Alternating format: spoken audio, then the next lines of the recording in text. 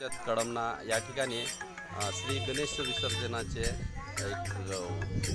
कृत्रिम कुंडी या ठिकाणी तयार केलेली आहे। या कृत्रिम कुंडीमध्ये गावातील श्री गणेशाचे या ठिकाणी विसर्जन केल्या जातात आणि माझी वसुंधरा या अभियानात या माध्यमातून नागरिकांनी एक सहकार्य केलं आहे आणि पर्यावरण त्रास या ठिकाणी थांबवण्यासाठी आटोकाट प्रयत्न या ठिकाणी करते। या पद्धतीनं ग्रामपंचायत कळमना येथील सरपंच श्री नंदकिशोर सुभाष वाडे यांच्या घराचे एक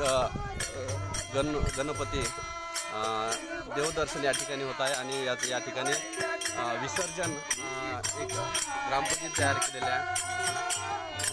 कृत्रिम कुंडीमध्ये विसर्जन करण्यासाठी या ठिकाणी आगमन झालेले आहे। या गणपती बाप्पाचं या ठिकाणी आगमन नुकतंच झालेले आहे आणि या ठिकाणी कृत्रिम कुंडामध्ये आज आपण या ठिकाणी विसर्जन करणार आहे आणि या माध्यमातून गावातील प्रथम नागरिक आणि सरपंच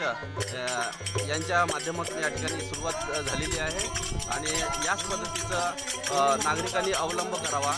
जेणेकरून पर्यावरणाला कुठेतरी आळा बसेल आणि या ठिकाणी पाण्याची जी दुर्गंधी आहे आणि पाण्यामध्ये